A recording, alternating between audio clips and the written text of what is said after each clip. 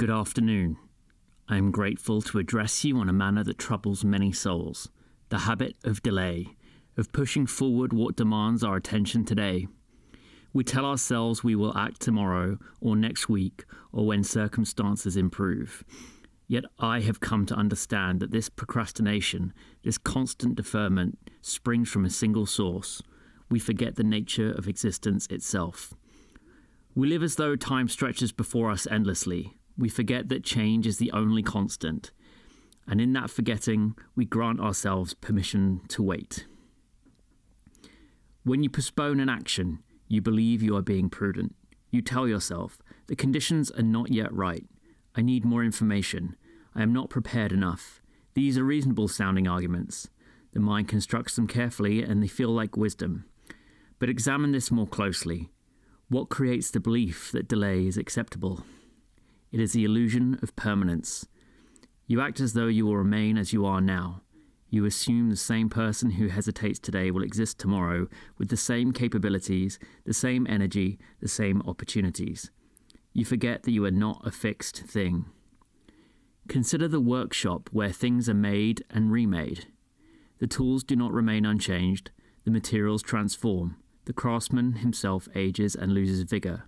Yet we procrastinate as though we are statues, unchanging and eternal. This is a profound delusion. When you postpone, you imagine a future version of yourself who is somehow better equipped than you are now, more motivated, more skilled, more ready. But where is this improved self? He does not exist except in imagination. The self you will become is not a superior being. He is simply older and possibly more diminished. We procrastinate because we forget that we are dying, not in some distant, abstract sense, but in the most literal and immediate sense. Every hour that passes takes something from us. Every day is a small death of who we were. The mind resists this truth. It is easier to believe in an infinite tomorrow than to accept the finiteness of today. Let me speak now about the nature of change itself, about what the philosophers mean when they say that all things are in flux. You need not look far to observe this. The body you inhabit will not remain your body for long. The cells that compose it are constantly breaking down and being replaced. The person you were 5 years ago no longer exists in any material sense. And the person you will be in 5 years hence is already changing from what you are now. Everything in the world operates this way. Mountains crumble, forests grow and burn, civilizations rise and fall into dust. What you perceive as solid and permanent is, upon close examination, a temporary arrangement of elements that will soon be rearranged. We might say that life itself is like a smoke rising from a fire. It appears to have form and substance, and yet it dissipates. It has no solidity. It cannot be grasped or held. All of us are this smoke. All of our concerns, our plans, our worries, they are vapor. Now the ordinary person hears this teaching and feels despair. If all things dissolve, what is the point of action? Why build if it will crumble? Why begin if it will end? This is the mistake. This is where suffering enters. The mistake is in resisting the truth of change rather than accepting it. When you resist impermanence, you create a second layer of suffering. The first layer is the natural fact of change itself. The second layer is your refusal to acknowledge it. You spend your energy fighting against reality rather than moving through it. Consider a man who procrastinates on a task because he believes that if he waits long enough, the circumstances will become perfect and permanent. He is resisting change. He is pretending that there exists some future moment where things will be stable enough, secure enough to act. But such a moment does not exist. No moment is more stable or permanent than any other. In resisting this truth, he creates suffering. He frustrates himself. He watches opportunities pass. He carries the weight of the unfinished task. He battles against the nature of reality itself. But there is another way to relate to impermanence. The wise person accepts that all things are in transition. He does not rage against this. He does not wait for the false permanence that will never arrive. Instead, he moves with the flow of change rather than against it. He acts because things are changing, not despite it. When you truly understand that time does not wait, that you cannot retrieve a day once it has passed, that your energy and ability change constantly, Procrastination becomes irrational. It becomes swimming upstream. The Stoic accepts that the external world will change in ways beyond his control. Markets will shift, people will disappoint, plans will be disrupted, health will fail, death will come. None of this can be prevented or postponed indefinitely. But within this flux, there is one thing he can control: his own action, his own choice, made now, in this moment. To procrastinate is to believe you control the future more than you control the present. But the opposite is true. You do not control tomorrow, you control this hour, you control this decision. The man who grasps this stops waiting. He stops believing that some future version of events will be more favourable. He begins to act not because conditions are perfect, but because conditions will never be perfect, and the only time he truly possesses is now. This brings us to a delicate matter. I have spoken about accepting change and moving with it rather than resisting it, but I must be careful here because there is a temptation to swing to the opposite extreme. Some will hear this teaching and think, since all things are temporary and death is certain, I should rush frantically through life. I should do everything at once. I should panic about time passing. This is not the Stoic way. This is mere anxiety wearing the mask of philosophy. The proper response to impermanence is not panic. It is focus. It is clarity. It is doing what is in front of you to do, and doing it well. There is a difference between urgency and desperation. Urgency is clear-eyed. It knows what matters and acts on it. Desperation is frantic. It thrashes about, wasting energy on multiple fronts, accomplishing nothing. Think of the archer. The archer knows that he has only one arrow or a limited number of arrows. Does this cause him to flail and shoot wildly in all directions? No. It causes him to be very deliberate. He steadies himself. He aims carefully. He releases with intention. This is what impermanence teaches us to do. You have a limited amount of time. You have a limited amount of energy. These are facts. Should you squander them by procrastinating, by delaying, by imagining that you can retrieve them later? No. Should you panic and try to do everything at once? Also no. What you should do is this. You should determine what is truly in your power to do, and you should do it. You should act with intention and presence. The Stoics speak of the next right action. This is not a grandiose phrase. It means simply this. Given where you are now, given what you know now, what is the right thing to do in this moment? Not what will be right in 10 years, not what would be right if circumstances were different. What is right now? And then you do that thing. This is how you convert the impermanence of life into a kind of urgency that is actually peaceful.